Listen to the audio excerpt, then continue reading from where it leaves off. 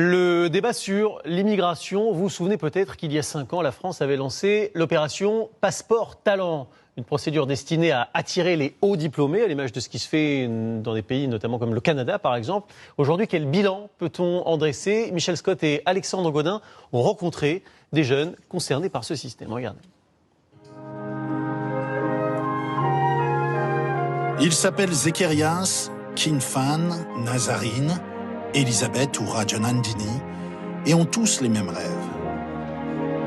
Comme les 70 autres musiciens de cet orchestre d'étudiants des grandes écoles parisiennes, ils veulent réussir leur vie professionnelle, tout simplement.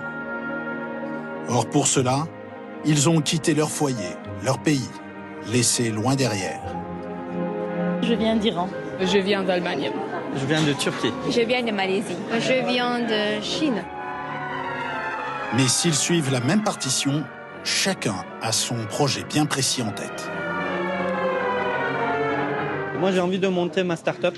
Donc, c'est l'une des raisons pour laquelle j'ai choisi la France, parce que je pense qu'il y a un gros potentiel. Comme j'apprenais déjà le français et j'ai été très motivé pour l'apprendre, j'ai appris tout seul. C'est l'une des raisons qui a joué en fait dans mon choix.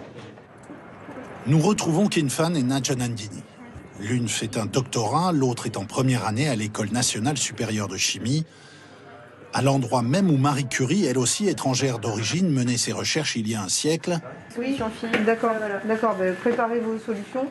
Elle compte bien bénéficier de cette formation d'excellence française pour compléter brillamment leurs études. Vous en êtes où? En France, pour les études en ingénierie, vous avez des grandes écoles. Ils sont de très haut niveau, déjà.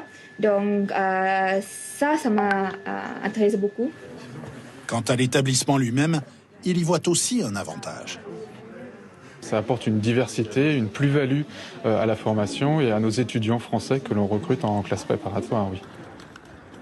Mais après, une fois diplômés, et c'est là qu'est le problème, cette jeunesse immigrée ne reste souvent pas sur place.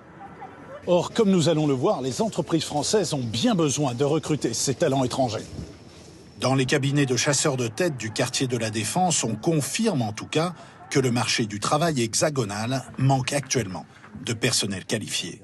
Le marché du recrutement se tend. Il y a maintenant quasiment un tiers des dirigeants qui disent qu'ils ont des difficultés à recruter des talents. Dans sa dernière étude, le Conseil d'analyse économique vante les vertus de l'immigration qualifiée, vecteur de croissance à terme pour toute l'économie.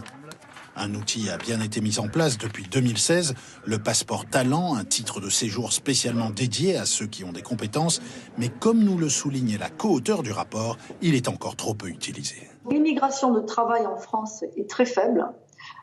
C'est 10% des visas, des titres de séjour délivrés. C'est pas assez pour avoir les bénéfices de cette immigration qui sont très nombreux et très documentés en matière de croissance, en matière donc d'innovation et en matière de pont dans la globalisation.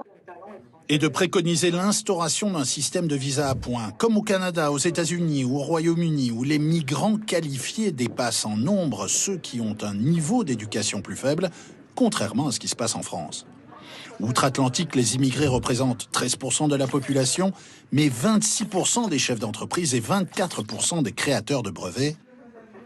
Une attractivité qui s'illustre par quelques success stories d'immigrés célèbres.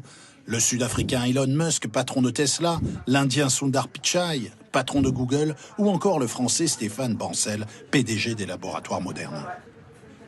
Orlando Choukimia, lui, a quand même décidé de suivre le chemin de la France. Un pari qu'il espère gagnant. Le bureau, il est là. Bolivien, il est arrivé ici il y a 6 ans, ne parlant presque pas français. Formé à Jussieu, il a conçu avec son équipe une technologie unique dans le domaine médical, une pilule intelligente qui, une fois avalée, repère les lésions cancéreuses des intestins. La capsule, il est comme ça. Donc c'est la première capsule dans le marché qui intègre de l'intelligence artificielle dedans la capsule. Orlando a bénéficié du passeport talent, il est aujourd'hui naturalisé et après en avoir déposé le brevet, s'apprête à lancer son innovation sur le marché avec à terme un possible succès commercial pour une découverte française, un exemple vertueux d'enrichissement mutuel qu'aimeraient bien suivre les jeunes musiciens de notre orchestre symphonique.